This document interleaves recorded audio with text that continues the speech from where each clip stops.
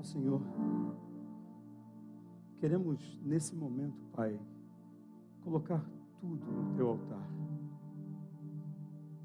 Ainda que não tenhamos sequer condição de chegar diante da Tua presença, ou de querer exigir, pedir, suplicar alguma coisa, Pai, mas nós nos colocamos agora diante do Teu altar. Coloco minha vida, Senhor, diante do Teu altar. Meus pensamentos, meus questionamentos, minhas dúvidas, Senhor, minhas tristezas, eu coloco no Teu altar. Coloco no Teu altar minha vontade, o meu pretenso direito de ter razão de tudo, Senhor. Eu coloco no Teu altar, Senhor, aquilo que eu não sou, para que Tu possas fazer em mim aquilo que Tu queres, e eu possa ser, Pai, aquilo que Tu queres. Nessa noite, ó Pai, nós Te pedimos que Tu fale conosco, porque nós precisamos ouvir a Tua voz. Nós queremos ouvir a Tua voz. Estamos sedentos, ó Pai, para saber aquilo que Tu tem para falar a cada um de nós. Portanto, não atente para a minha condição, Senhor, porque não há condição alguma em mim mesmo. Mas que Tu possa falar pela Tua graça e pela Tua misericórdia. Assim nós oramos em nome de Jesus.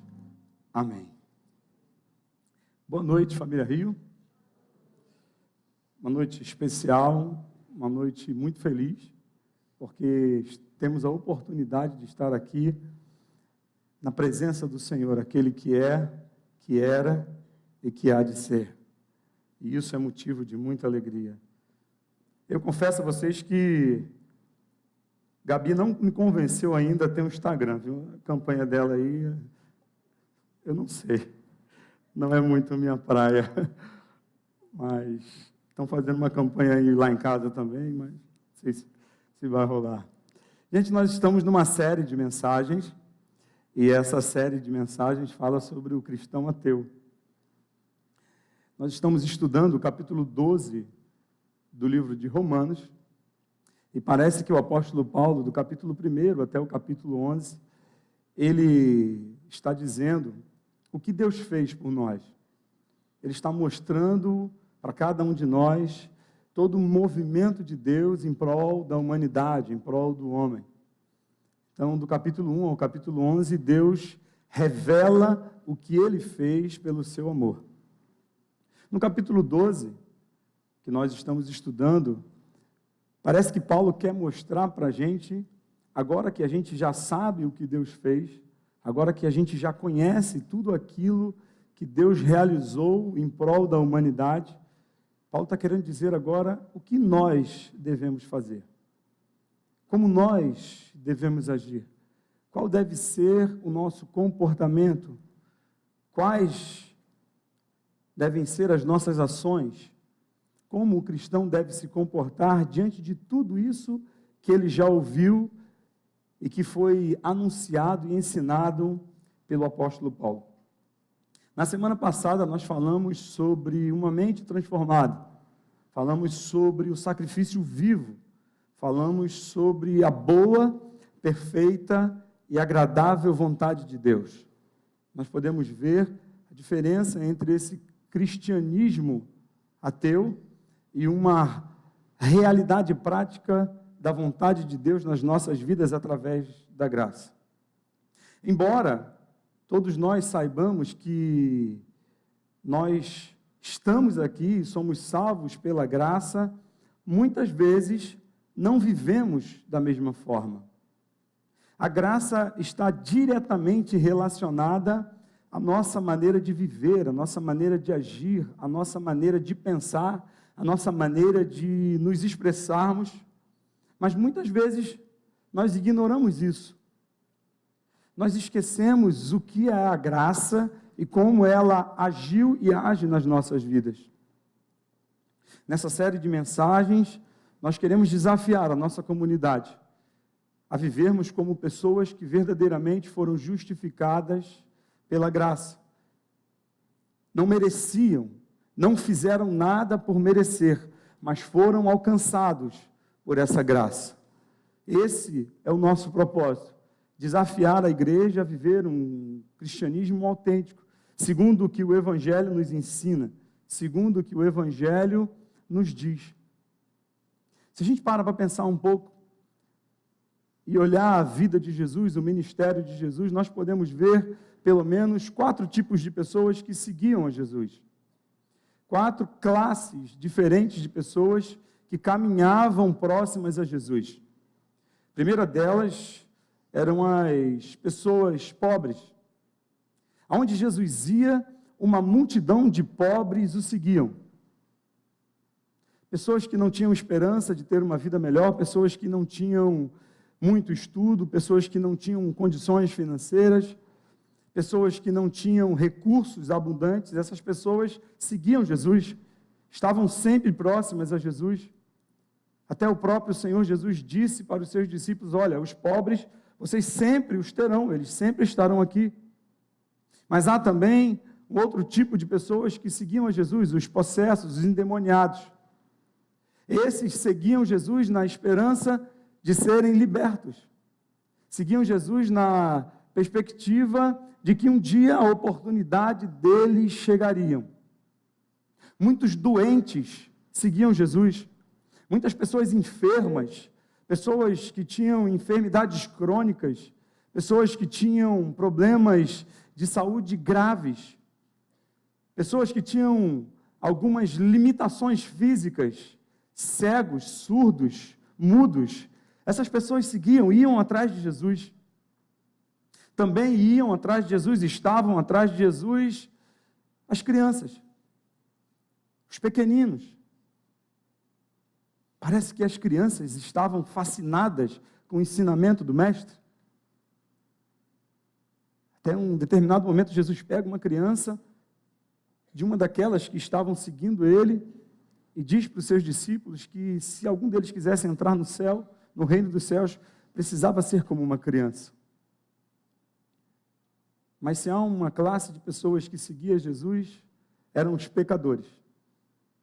As pessoas indignas, as pessoas consideradas escória da sociedade, aquelas que eram mal vistas pelos religiosos, aquelas que eram deixadas de lado, aquelas pessoas que tinham um comportamento duvidoso, que tinham uma índole má, pessoas que não tinham uma moral tão elevada.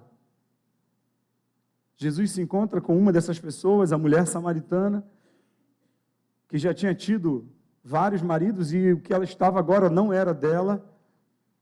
Ou seja, em outras palavras, era uma mulher adúltera. E Jesus, ao meio-dia, senta com essa mulher sozinho e troca um diálogo, tem um diálogo, uma conversa, bate papo com essa mulher. Pessoas que não eram consideradas dignas, não só pela sociedade, como também pela religião. Essas pessoas seguiam Jesus, estavam sempre perto dele, e Jesus parece não se incomodar nem um pouco com a presença dessas pessoas ao lado dele. Ele gostava. Ele entrou na casa de um homem considerado publicano, um homem que cobrava impostos, que era mal visto pela sociedade e pelas pessoas de Israel. Então Jesus não estava muito preocupado com essas pessoas que seguiam ele. Hoje parece que nós não queremos essas pessoas perto de nós. Algumas igrejas, algumas comunidades e alguns de nós sentem-se incomodados quando há alguma dessas pessoas perto da gente. Parece que as pessoas fogem. Parece que a gente quer se esconder. Parece que a gente tem uma fobia dos endemoniados, dos doentes, dos pobres, dos pecadores. A gente não quer se misturar, a gente não quer ser contaminado por essas pessoas. Isso fala muito de arrogância. de arrogância. Muitas vezes a nossa arrogância está no fato de sermos eleitos para os reformados, no fato de ser santos para os pentecostais, que se acham melhores do que os outros. Então temos um comportamento arrogante. Esse mundo, e nos afastamos, nos excluímos, e queremos viver uma vida monástica, uma vida separada e completamente distante dessas pessoas. Também vivemos dias em que podemos perceber que há desunião entre nós. Não só entre pessoas da nossa igreja, da nossa comunidade, como também entre outras igrejas e outras comunidades. Somos muitos, mas estamos separados. Diversos motivos nos separam.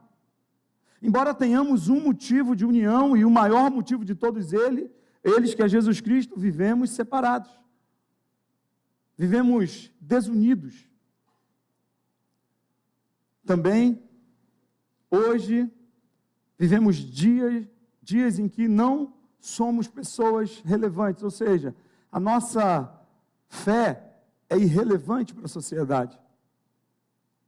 As nossas igrejas, e eu falo isso, me referindo ao movimento evangélico brasileiro, são igrejas irrelevantes, igrejas que não acrescentam muita coisa na sociedade, igrejas em que as pessoas preferem que elas fechem, porque elas não causam nenhuma mudança significativa na sociedade, ou se causam, essa mudança é significativa, mas ela é mal vista, porque ela incomoda, e não incomoda pelo fato de ser sal e luz, incomoda pelo fato de não ser simpática, porque nós adotamos uma postura elitista.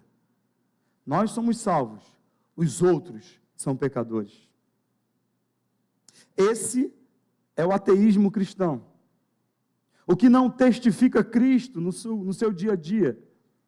Pessoas lá de fora até gostariam de conhecer a Jesus, e até se interessariam em conhecer o Evangelho, mas o nosso comportamento, o comportamento de muitos crentes, afasta essas pessoas.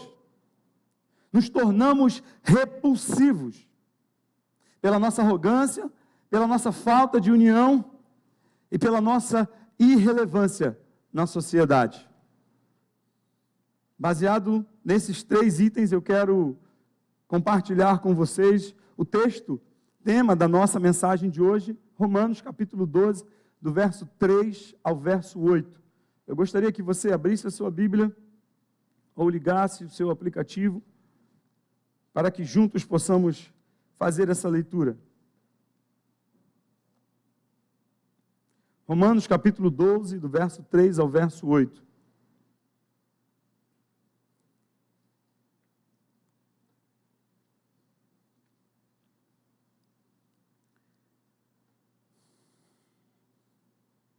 Diz assim o texto: por isso, pela graça que me foi dada, digo a todos vocês, ninguém tenha de si mesmo um conceito mais elevado do que deve ter, mas ao contrário, tenha um conceito equilibrado, de acordo com a medida da fé que Deus lhe concedeu. Assim como cada um de nós tem um corpo com muitos membros, e esses membros não exercem todos a mesma função, assim também em Cristo, nós, que somos muitos, formamos um corpo, e cada membro está ligado a todos os outros.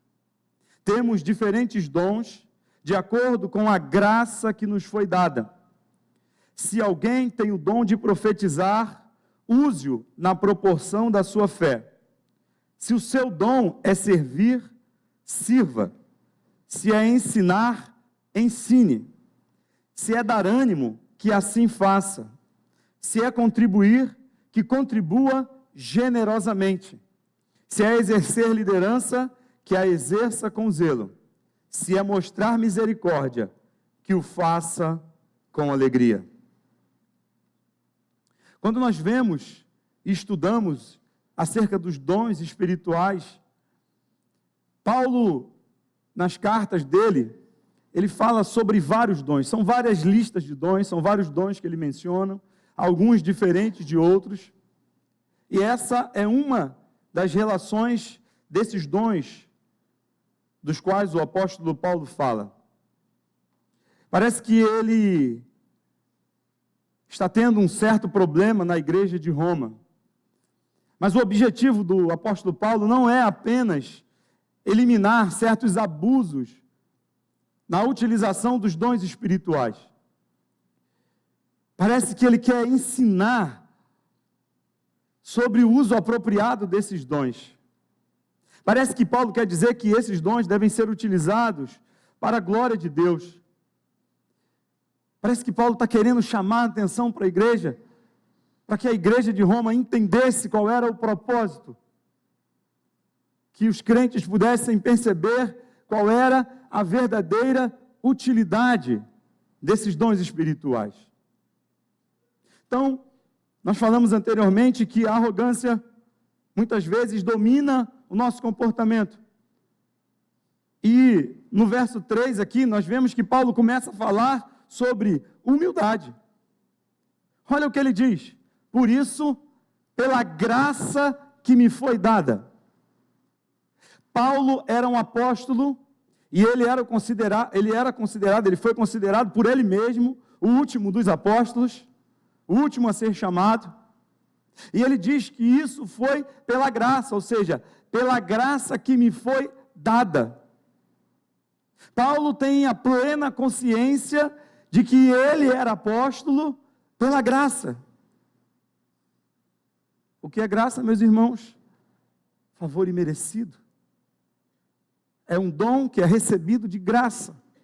Você não faz nada para merecer. Você não faz nada para alcançar. Você não faz nada para conquistar. É algo que é dado voluntariamente. Então Paulo está dizendo aqui, olha, por essa graça que me foi dada, é como se Paulo está dizendo, olha, eu não era digno, eu não sou merecedor, muito pelo contrário, eu até persegui a igreja, eu matei muitos crentes, eu fui em diversos lugares, atrás de pessoas e levei essas pessoas à execução, mas a graça me alcançou, então eu não merecia essa graça, mas eu fui chamado por essa graça e recebi esse ministério, e é através dessa graça que eu falo a vocês.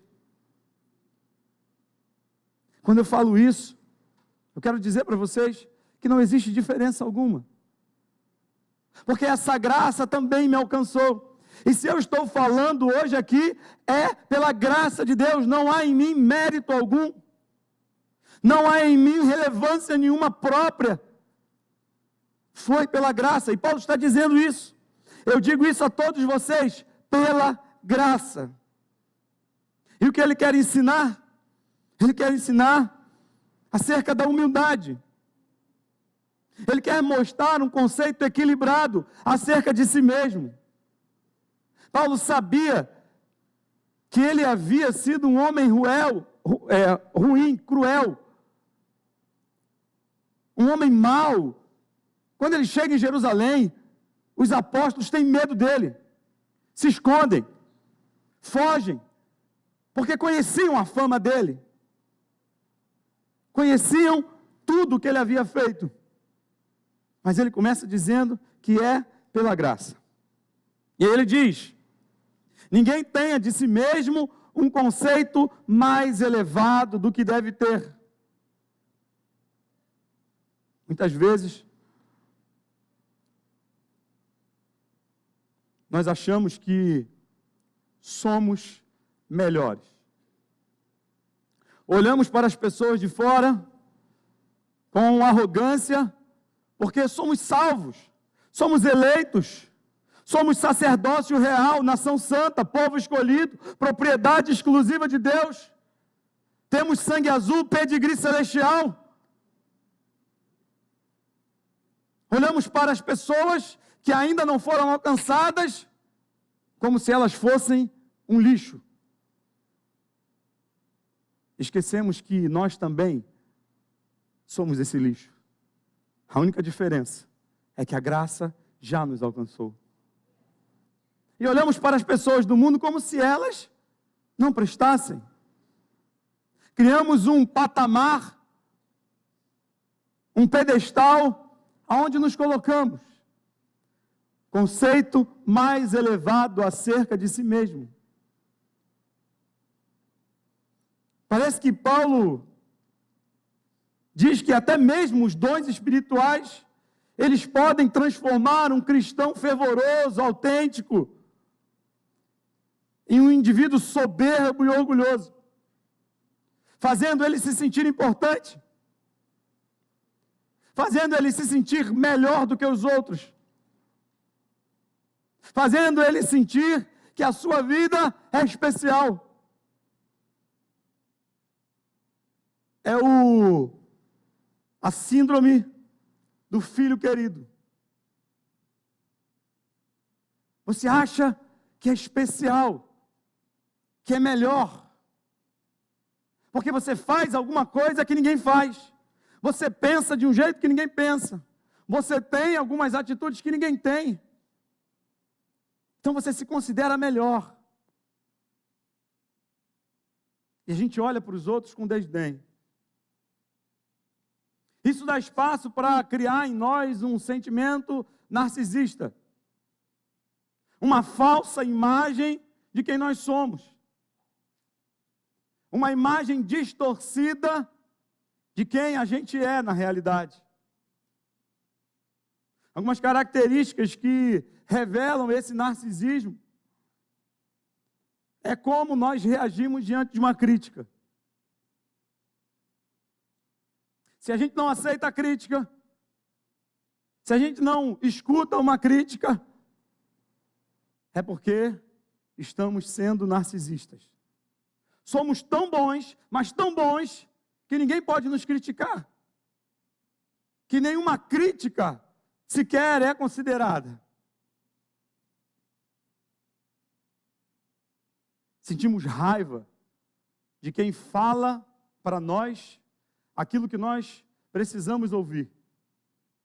De quem diz a verdade para a gente.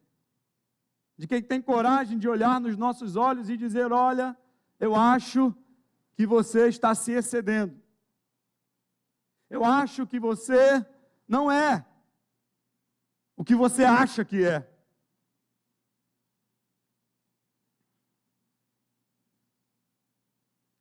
Uma outra característica de quem é narcisista é quando você acha que ninguém reconhece o seu valor, o seu potencial, a sua capacidade.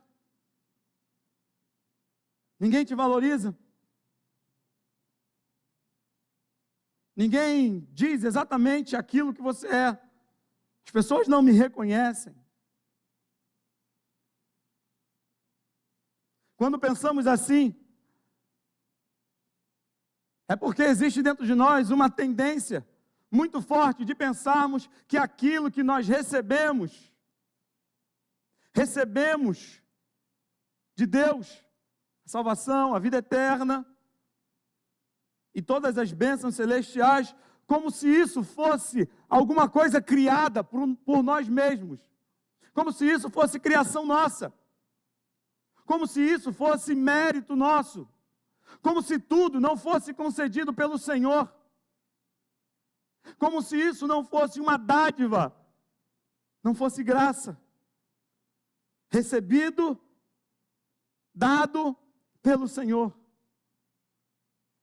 O conhecimento incha, e os dons espirituais também incham, quando eles são exercidos de maneira carnal. A palavra usada aqui, conceito equilibrado, que o apóstolo Paulo fala, não tenha um conceito muito elevado acerca de si mesmo, antes tenha um conceito equilibrado. Essa palavra aqui significa ter rigidez na mente, ou seja, saúde mental. Quando somos arrogantes, quando pensamos assim, estamos manifestando uma certa loucura espiritual. O orgulho aqui é considerado essa loucura, pois procuramos nos exibir ao invés de dar glória a Deus, ao invés de exaltar o nome de Deus, Queremos que as nossas capacidades sejam vistas e ovacionadas. Paulo diz, isso é insanidade espiritual. É necessário fazermos uma correta avaliação sobre quem nós somos, perante Deus, perante os homens, na igreja e principalmente na sociedade. Fomos alcançados pela graça. Isso não é mérito nosso. Nós não precisamos ter a nossa imagem, nossa autoimagem, a nossa autoestima elevada. Nós precisamos conhecer a Deus. Nós precisamos entender que a graça nos torna humildes. Sabe por quê, irmãos? Porque tudo gira em torno de Cristo, não em torno de nós mesmos. Tudo gira em torno dele. Tudo foi criado por Ele, e sem Ele, nada do que foi feito se fez. Veja o que o texto diz, nada sem Ele foi feito. Você existe, você está vivo, você respira, você anda, você caminha, você tem uma casa, você mora, você vem para cá. Isso foi graças a Ele. Você se move, você tem força, você pensa, graças a Ele. Se Ele quisesse, nenhum de nós existiria. Se fosse o desejo dEle, não haveria vida. Mas Ele graciosamente nos deu vida. E vida em abundância. Tudo gira em torno dEle. Ele é o objetivo. Ele é o alvo. Ele é que nos move. Diz o próprio apóstolo Paulo, pois dele, para ele e por ele são todas as coisas, glória, pois, seja dada a ele. Sem ele, nós nem sequer existimos. Aonde há espaço para arrogância? No Evangelho, não há espaço para isso.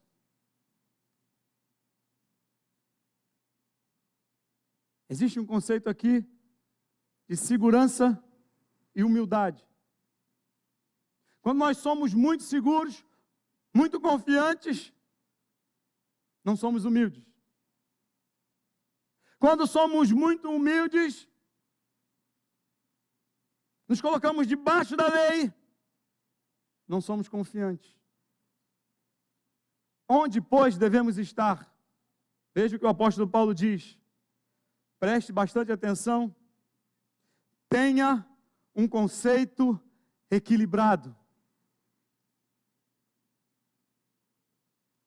Somos salvos pela graça para as boas obras. Aonde nós devemos estar?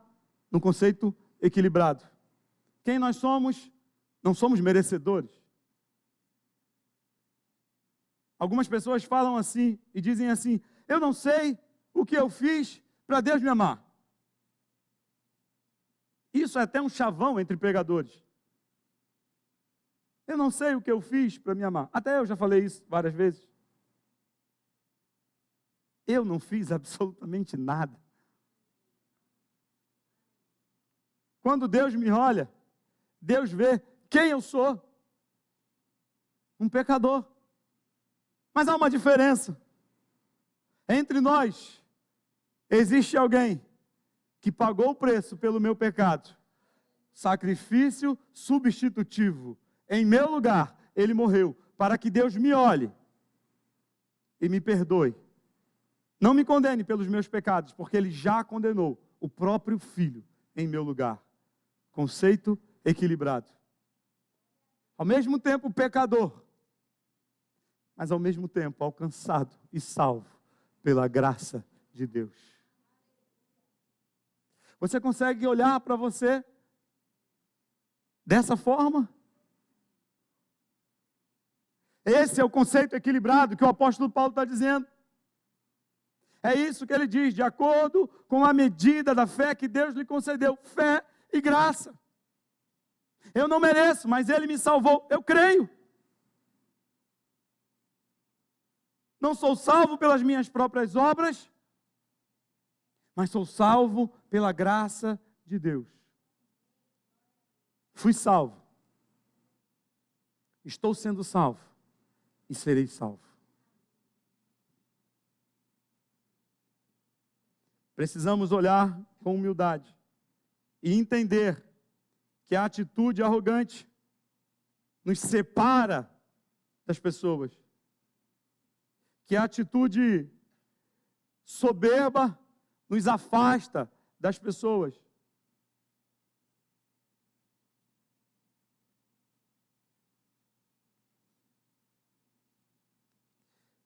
Diz o texto no versículo 4, unidade. Assim como cada um de nós tem um corpo com muitos membros, e esses membros não exercem todos a mesma função, assim também em Cristo, nós, que somos muitos, formamos um corpo, e cada membro está ligado a todos os outros. Se Paulo está dizendo que nós devemos ser humildes, devemos ter um conceito equilibrado acerca de quem nós somos, nós precisamos andar em unidade. Muitas vezes, somos ateus quando não conseguimos viver em unidade. Se existe alguma coisa que afasta as pessoas de Cristo, é a desunião. Diz assim a palavra do Senhor: se tivermos comunhão uns com os outros, o sangue de Cristo nos purifica de todo o pecado. Não existe igreja de uma pessoa sozinha. Ninguém é crente sozinho. Ninguém é igreja sozinho. O corpo é a metáfora mais utilizada no Novo Testamento para falar de igreja. Quase todos os livros do apóstolo Paulo falam sobre isso. Somos iguais e ao mesmo tempo diferentes. Existem muitos membros e cada um deles exerce uma função diferente dentro do corpo. Paulo compara a nossa realidade de fé a um corpo físico, assim como cada um de nós tem um corpo. E no corpo, cada membro, cada órgão tem a sua função. Somos um organismo vivo, complexo, interdependente. Cada parte depende da outra. Nenhum membro individual funciona com exclusividade.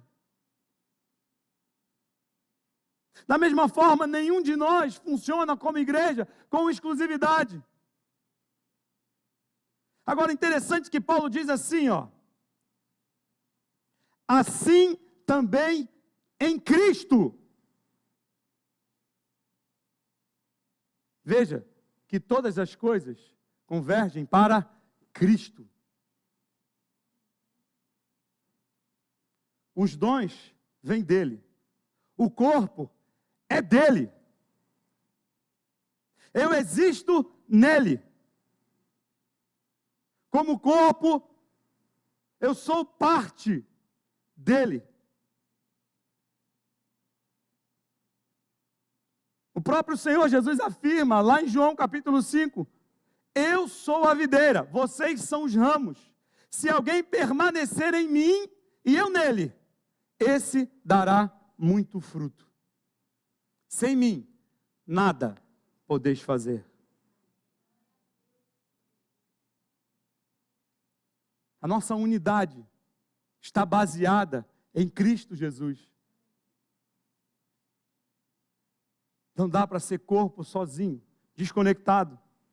Não dá para viver a nossa fé sem estarmos interligados uns com os outros. Agora é interessante que ele diz assim: exercem Esses membros não exercem todos a mesma função. Existem funções diferentes nesse corpo. Assim como o corpo físico, o organismo, cada parte do corpo tem uma função específica. No corpo de Cristo, cada um de nós tem uma função específica. E quem é mais importante? Nenhum de nós. Só Jesus, que é a cabeça. Ele é o mais importante. Todos os outros são igualmente importantes. Nós dizemos aqui, um dos valores da nossa igreja é o serviço. Se você é grande demais para servir, é pequeno demais para liderar.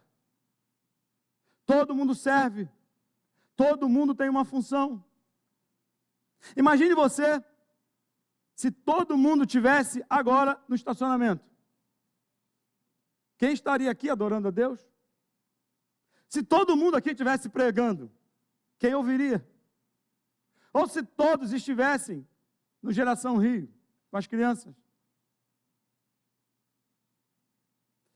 Cada um de nós é importante na medida que faz parte do corpo, porque a importância dele está na sua relação com o corpo, na sua utilidade com o corpo, na sua integração com o corpo. Não somos membros avulsos de um corpo fragmentado. Fazemos parte de um só corpo. Somos muitos, mas formamos um só corpo. Mês passado eu fui no interior, fui numa cidade chamada Santa Maria da Boa Vista, e eu tive a oportunidade de conhecer uma escola, e eu fiquei olhando a realidade daqueles adolescentes naquele lugar. Eu não sei se vocês conhecem essa cidade, perto de Petrolina. E uma cidade muito sofrida. E eu fiquei olhando para aquelas crianças na escola, aqueles adolescentes, e eu falei assim: Deus, eu preciso fazer alguma coisa por essas crianças, por esses meninos. Meninos de 13, 14, 15 anos, usando drogas, se prostituindo. E aquilo me inquietou muito, e eu comecei a ficar angustiado, e comecei a orar ali. No meio da reunião que eu estava, eu comecei a orar e pensando na realidade daqueles meninos, pensando na situação daqueles adolescentes. De repente, uma pessoa começou a falar comigo: olha, e a reunião não tinha nada a ver com a igreja, era uma reunião do meu trabalho. E a pessoa começou a falar assim: olha, tem um trabalho aqui muito legal. Tem uma menina que vem aqui, e ela vem pregar o evangelho aqui na escola. E ela vem aqui toda semana. E ela está pregando aqui o evangelho. Então, tinha um menino aqui que vendia droga. Ele foi expulso da escola, mas ele veio aqui e se converteu e deu o testemunho dele. E aí os outros meninos que compravam droga com ele se converteram também. Esse é o corpo de Cristo. Somos muitos, mas é o mesmo corpo. Eu pensei que tinha que fazer alguma coisa. Não, não precisa. Ele já está fazendo, porque o corpo dele já está trabalhando. Somos muitos, mas um só corpo. Está ligado a todos os outros, estamos ligados.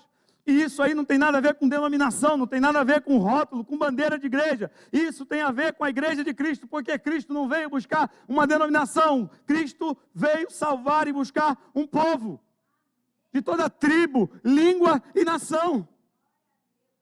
Não existe essas barreiras denominacionais, não existe, porque é um só corpo.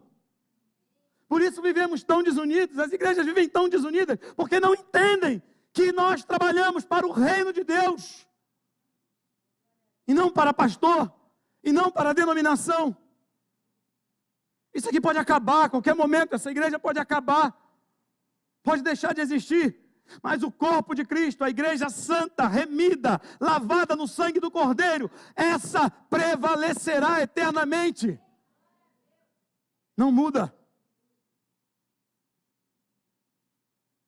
A igreja, o corpo, está se movimentando. Enquanto nós estamos aqui, alguns crentes estão sendo perseguidos na Ásia. No Oriente, alguns crentes estão morrendo. Mas o corpo continua ativo. Somos membros uns dos outros.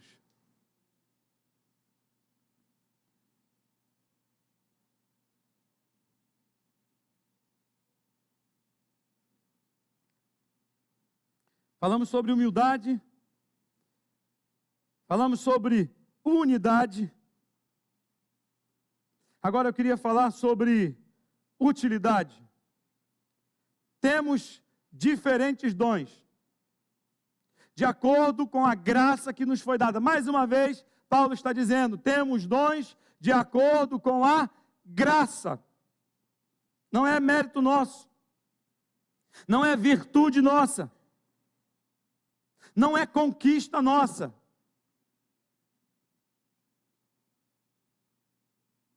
E aí ele continua dizendo, se alguém tem o dom de profetizar, use-o na proporção da sua fé.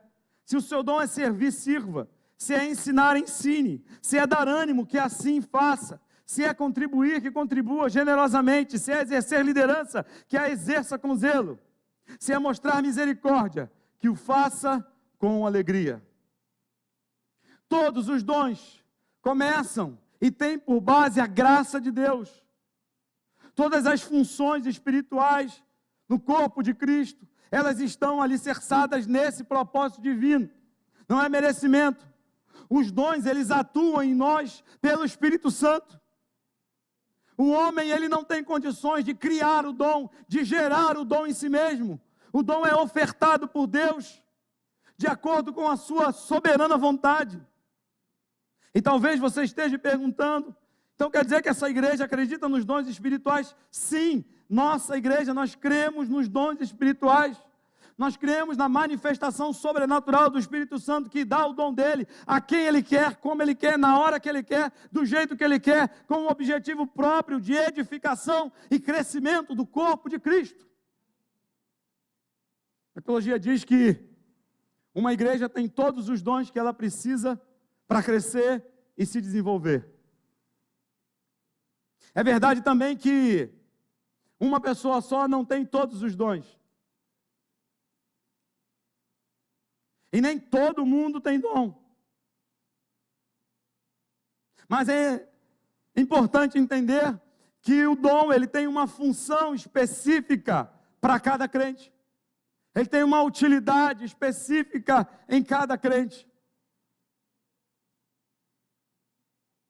Algumas pessoas, às vezes, me perguntam, pastor, olha, eu estou buscando dom aí, mas, sei lá, acho que Deus não quer me dar o dom, não. Aí, por curiosidade, eu falei, deixa eu perguntar, que dom você está buscando? Eu quero falar em línguas. Meu negócio é falar em línguas, eu nunca vi ninguém pedindo dom de misericórdia. Pelo menos ninguém nunca veio falar comigo, pastor, olha, ora por mim aí. Eu falei, por quê? Eu quero um dom. Deus, eu estou pedindo um dom de misericórdia. Deus dá um dom de misericórdia? Não um dom de generosidade. A igreja precisa dos dons mais do que nunca. Agora, existe uma diferença entre dons e virtudes. Por exemplo, todo mundo foi chamado para louvar a Deus. A gente louva, a gente canta. Mas nem todo mundo tem o dom de cantar. E eu sou um dos nem todo mundo. Eu não tenho esse dom. Todo mundo oferta. Bem, teoricamente, né? Mas nem todo mundo tem o dom da generosidade. Todo mundo fala de Jesus. Ou, melhor, deve falar de Jesus. Todo crente. Mas nem todo mundo prega. Nem todo mundo ensina. O que Paulo está dizendo aqui é que nós temos diferentes dons. E essa lista aqui está incompleta, existem outras listas e isso não acaba, porque o dom do Espírito é dado conforme o Espírito quer, segundo a vontade do Espírito Santo. Inclusive, nós estamos estudando às quartas-feiras aqui no culto de oração sobre o Espírito Santo. Se você quer saber mais, venha participar, tem sido uma bênção. O Espírito é uma pessoa, então ele, como característica de uma pessoa, ele tem vontade. E de acordo com a vontade dele, ele distribui, ele reparte os dons de acordo com a vontade dele. Agora existe uma diferença.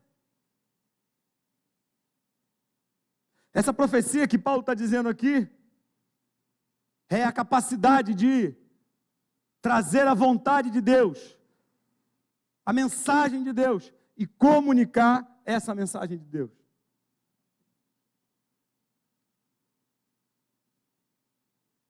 Ele diz aqui: se o seu dom é servir, então sirva. Todos nós somos chamados para servir, mas tem algumas pessoas que têm paixão por servir, que se realizam em servir. Gary Chapman, no livro dele, 5 Linguagens do Amor, ele diz que uma das linguagens do amor é o serviço. A pessoa demonstra amor servindo. Ela comunica que ama servindo. Então tem pessoas que são assim. E eu conheço pessoas que são assim. Que me ligam: pastor, o que a gente vai fazer hoje? Pastor, vamos fazer alguma coisa? Não, meu filho, hoje eu vou descansar. Não, descansar não, pastor, hoje não. Vamos servir, vamos fazer alguma coisa. Não, meu filho, eu preciso descansar. Eu trabalho a semana inteira, tenho que descansar também. A pessoa tem o dom. Ela vive, ela inspira, ela exala o serviço. É o desejo dela, servir. Se é ensinar, que ensine. Como nós precisamos de pessoas com esse dom de serviço, de ensino. Não é, Rubinho? Como nós precisamos? Nós precisamos pedir a Deus que nos dê esse dom. Porque as pessoas precisam entender. As pessoas precisam conhecer, precisam aprender acerca de Deus e da sua palavra. Se é dar ânimo, que assim faça. Sabe, tem pessoas que têm esse dom e você às vezes está desanimado, está desmotivado, você está se arrastando, aí a pessoa chega do seu lado e diz: vamos continuar, vamos seguir em frente, não desiste não para. E aí você respira fundo e aquela palavra vem de encontro ao teu coração, é como se fosse uma bateria recarregada instantaneamente, né? O nível vai lá em cima, e você levanta, respira e prossegue. Isso é um dom. Se é contribuir, contribua generosamente. Às vezes eu fico constrangido com algumas pessoas que contribuem aqui na nossa igreja. E eu não estou falando só de pessoas ricas, não. Eu estou falando de pessoas pobres também. Porque a generosidade não está ligada à quantidade daquilo que você oferta. Um dia eu falei aqui, a gente estava no vermelho, e eu falei aqui na hora da oferta, que nós estávamos no vermelho. Nesse mesmo dia, terminou o culto, o irmão chegou do meu lado, botou a mão no meu ombro e disse assim: pastor, quanto a igreja está precisando para sair do vermelho? Aquilo me constrangeu bastante. Eu não quis falar e ele insistiu. Eu falei: depois eu te falo, depois eu te ligo. Mas, no mesmo dia, minutos após, uma irmã chegou do meu lado e disse: pastor, eu vou fazer 3 empadões e vou doar para a cantina. Generosidade, para que esse dinheiro seja revertido, para que a gente possa pagar as nossas contas. Esse é um dom. Não está ligado com quanto você está dando, está ligado com a sua disposição em dar, em doar. Se é exercer liderança, que a faça com zelo. Como nós precisamos de líderes. Como nossa igreja precisa de líderes. Vocês não têm noção de como nós estamos sobrecarregados. Nós estamos orando, estamos investindo tempo nisso, estamos pedindo a Deus que encha essa igreja de pessoas, mas que encha de líderes também. De pessoas que tenham uma visão, de pessoas que entendam a visão, que estejam dispostas a liderar. Alguns meses atrás, nós tivemos a iniciativa de mobilizar a igreja para uma academia de líderes. Então, todo primeiro sábado do mês, nós fazemos uma reunião com potenciais líderes aqui da nossa igreja. E um dia, alguns meses atrás, nós escolhemos algumas pessoas e levamos essas pessoas para ver um desafio. E a nossa expectativa é que essas pessoas iriam vibrar, porque nós víamos potenciais líderes. Nós apresentamos o desafio, mas as pessoas não mostraram interesse. Precisamos de líderes. Deus precisa mandar dons de liderança aqui para a nossa igreja. A igreja está crescendo. E cada dia é um novo desafio, cada dia é mais gente que chega. Precisamos de liderança. Se é mostrar misericórdia, que faça com alegria. Mostrar misericórdia, se colocar no lugar do outro, sentir a dor do outro.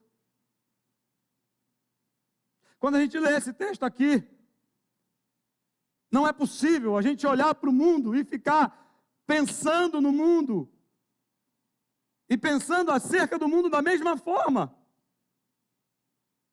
Quando a gente lê esse texto, Deus nos confronta e nos chama a viver uma vida de humildade, a viver uma vida com um pensamento equilibrado acerca de nós mesmos, a viver como um corpo que trabalha uniformemente, bem ajustado, com as engrenagens funcionando, cada um no seu devido lugar, mas sobretudo, a fazer. Na verdade, eu acho que quando Paulo, ele está dizendo esses dons aqui, ele está querendo, na verdade, dizer o seguinte: olha, se seu dom é servir, sirva.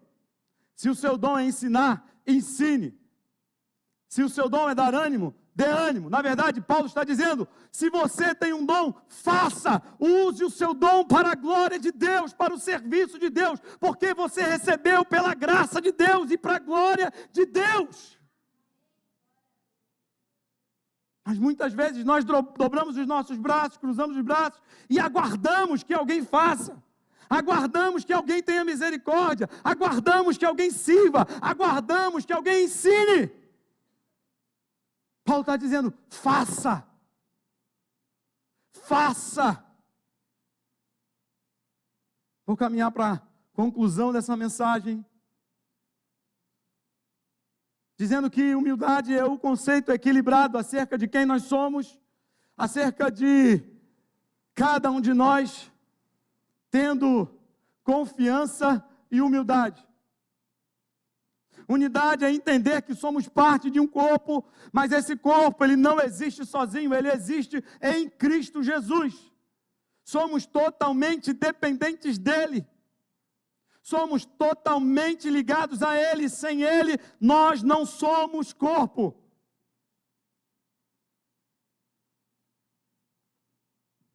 Falamos sobre utilidade. Use o seu dom para a glória de Deus. Quando Jesus está no Sermão do Monte, ele está ensinando aos discípulos e aquela multidão que estava com ele.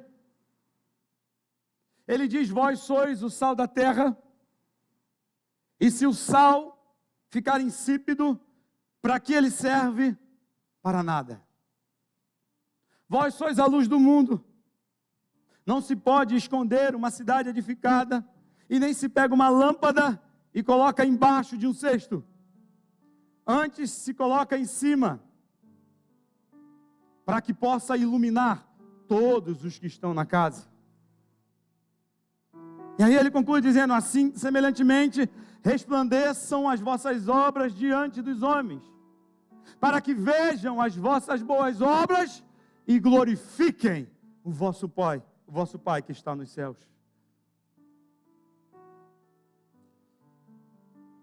Cristianismo ateu é quando nós não entendemos quem nós somos, o que fazemos no corpo e como fazemos no corpo.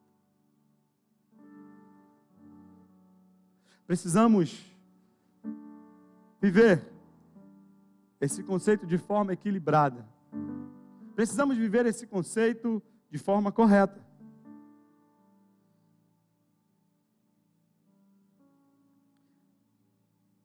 Se você tem um dom, use-o para a glória de Deus.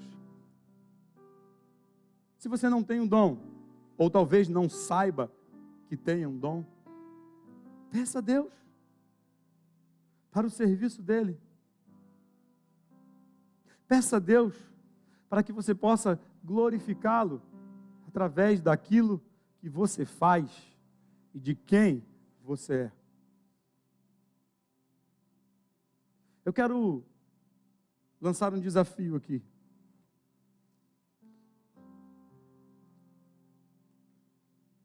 Nós somos corpo, fazemos parte de um mesmo corpo, somos membros uns dos outros. E não há distinção nenhuma. Nenhuma. Nem ricos, nem pobres, nem cultos ou iletrados, nem mestres e alunos, negros e brancos, não há distinção alguma. Somos todos iguais. Então eu quero desafiar você, e preste bastante atenção nesse desafio, que talvez não vai ser muito fácil para você. Eu quero desafiar você a convidar alguém da igreja que você não conhece, preferencialmente, para ir na sua casa essa semana, para conhecer você e você conhecer essa pessoa. Alguns anos atrás, eu assumi um pequeno grupo de casais lá em casa. E, embora o grupo fosse pequeno, de pequeno não tinha nada, porque nós éramos cerca de 30 casais. Mas muitos casais não se conheciam. Estávamos aqui na igreja, mas não nos conhecíamos. Então, eu propus um desafio também. Eu gosto muito de desafiar todo mundo. Eu propus um desafio. Eu peguei um papel e escrevi o nome de alguns casais que estavam dispostos a participar desse desafio. Então eu dividi o grupo em 2 grupos, 15 casais e 15 casais. Então esses casais, eu escrevi o nome de 15 casais apenas no papel e sorteei entre os outros 15 que não tinham dado o nome. E eu perguntei a esses casais que deram o nome se eles estavam dispostos a receber um casal na casa deles. Alguns disseram que sim, outros disseram que não, mas como eu sou muito persuasivo, eu consegui fazer com que todos eles recebessem um casal.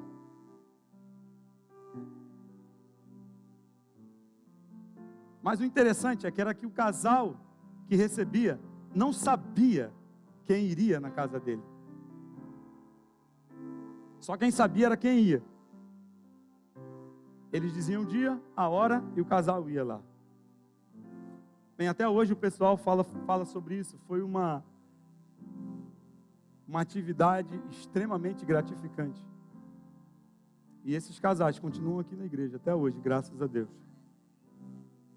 Consolidaram a amizade, o relacionamento e estão crescendo na fé. Então o desafio que eu faço para você hoje é exatamente o mesmo desafio, só que dessa vez não vai ser às cegas. Eu desafio você a convidar alguém que você não conhece para ir na sua casa. Ah, pastor, mas lá em casa é difícil, eu não tenho grana não tem problema não, meu filho. Se não tiver grana, faz cuscuz, é baratinho.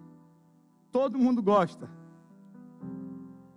E se não tiver cuscuz, não tem problema. Toma água, conversa, abraça, chora, ora, lê um texto, sorri, faça alguma coisa junto. Você faz parte do corpo de Cristo. Nós precisamos, mesmo sendo muitos, nós precisamos estar unidos, conectados, interligados. Então esse é o desafio. Se você tiver coragem, tira uma foto e bota lá no Instagram da igreja. Curte lá, não sei como é que é, compartilha lá, sei lá. Alguém vê lá, alguém vai botar, vai puxar lá. Não é minha praia. Mas eu estou muito feliz porque no desafio de semana passada, nós vimos que muitas pessoas testemunharam acerca de Cristo, de quem Cristo é, do que Ele fez na sua vida. E isso é extremamente gratificante.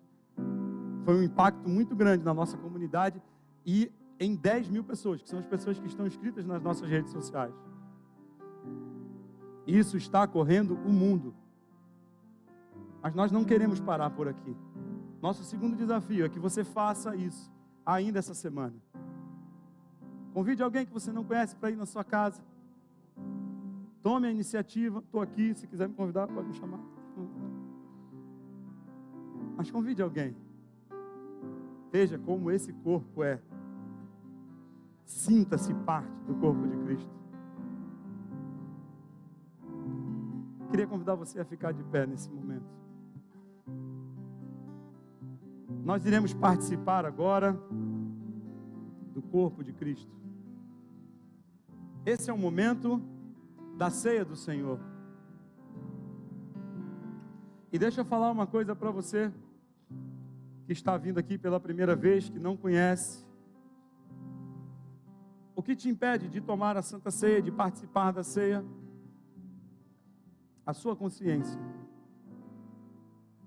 Se você crê que Jesus Cristo morreu na cruz do Calvário para te salvar dos seus pecados, porque você é um pecador. Se você crê que você não é digno, mas mesmo assim Ele morreu na cruz. Se você tem consciência disso, de que você faz parte desse corpo, então você é muito bem-vindo, muito bem-vinda a participar desse momento.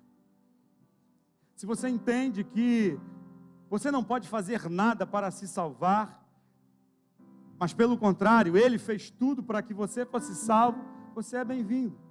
Agora, se você ainda não tomou uma decisão por Cristo, pense um pouco mais.